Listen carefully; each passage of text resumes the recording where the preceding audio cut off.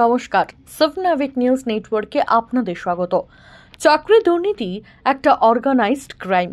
চলতে চলতে ভুল হয়ে গেল এই রকম নয়।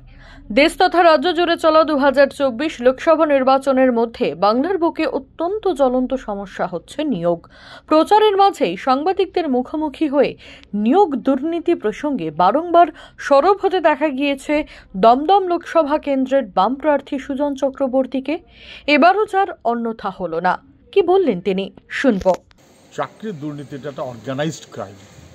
এটা চলতে চলতে দুটো ভুল হয়ে গেল এরকম না, বরং অন্যায় করব, ভুল করব, টাকা নেব, লুট করব, তার মতন করে এসএসসি চেয়ারম্যান ঠিক করব, তার মতন করে সরকারের কাজকর্ম ঠিক করব, তার মতন করে এই সমস্ত নিউমেরারি পোস্ট করব, তার মতন করে নম্বর কম বেশি করাবো, তার মতো করে একটা ব্ল্যাকলিস্টেড কোম্পানিকে দায়িত্ব দেবো। এসব কে করেছে? এসএসসি করেছে। এসএসসি চেয়ারম্যানকে কে নিয়োগ করেছেন? মুখ্যমন্ত্রীর পরামর্শক্রমে শিক্ষামন্ত্রী নিয়োগ করেছেন। তাহলে এটা একটা অর্গানাইজ ক্রাইম করার জন্য হয়েছে, সেটা আরেকবার স্পষ্ট হয়ে গেল। কথোপকথন এসএসসি চেয়ারম্যান নাইসারকে দিচ্ছেন চিঠি এবং কি আছে যে এদের নাম্বার কম আছে, এদের নাম্বারটা বাড়িয়ে দিন, কারণ ওদের কাছে টাকা নিয়েছেন এবং একবার না বারে বারে দফায় দফায়। শুধু নাইসার ব্ল্যাকলিস্টেড কোম্পানিকে চিঠি দিয়ে নাম্বার বাড়াতে বলেছেন দুর্নীতি করার জন্য। এসএসসির পক্ষ থেকে এটুকুই না, আমি আপনাদের দেখাতে পারি। এই হচ্ছে সেই চিঠি। এটা এর আগে সবাই জানেন। Balaji solutions, the West Bengal central school service commission. চিঠি দিচ্ছেন কে? চিঠি দিচ্ছেন চেয়ারম্যান এসএসসি। কাকে দিচ্ছেন? বালাজি সলিউশনসকে। কি বলছেন? একেবারে স্পষ্ট বলছেন যে এই সমস্ত নথিপত্র যেগুলো আছে, এসএসসি পরীক্ষার সমস্ত নথি to be destroyed and disposed. যেদিন চিঠি দিলেন সেদিন চিঠি রিসিভ হলো, পরের 3 দিনের মধ্যে সেগুলো ডিস্ট্রয় করা হলো। দক্ষিণ 24 পরগনার পাঁচিল ঘেরা কোনো জায়গায় পুড়িয়ে দেওয়া হলো।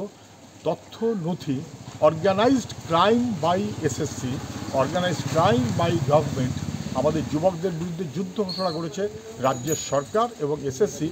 যারা এই অপরাধে যুক্ত তাদের ফাঁসি তো আমরা বলি না, তাদের সর্বোচ্চ শাস্তি হতে হবে, জনসমক্ষে তাদের সর্বোচ্চ শাস্তি হতে হবে এবং তার ব্যবস্থা আমরা করব যারা যুবকদের ভবিষ্যৎ নিয়ে ছিনিমিনি খেলছে।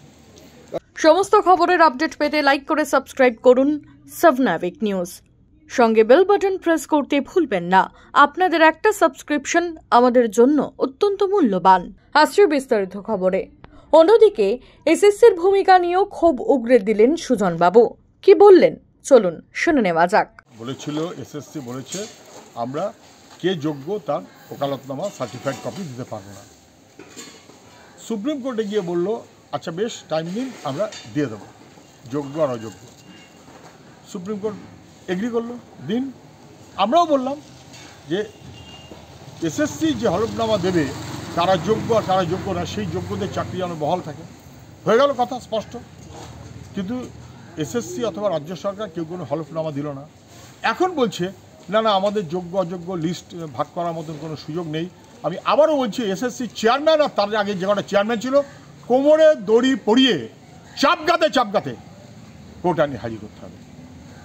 জেনে বুঝে কোর্টকে বিভ্রান্ত করছে, মানুষকে বিভ্রান্ত করছে, যুবকদের সর্বনাশ করছে এবং যোগ্য ছেলেমেয়েরা তাদের কাজ যে চলে গেল, যেটা চলে যাবে না, যেটা আমাদের বহাল রাখতে হবে, তার দায়িত্ব আমরা নেব। এর দায় কমপ্লিটলি রাজ্য সরকারের এবং এসএসসি, কেউ পার পাবে না। রাজ্য সরকারের একাধিক দুর্নীতিকে হাতিয়ার করে প্রচারে ঝড় তুলছেন বিরোধী রাজনৈতিক দলের প্রার্থীরা।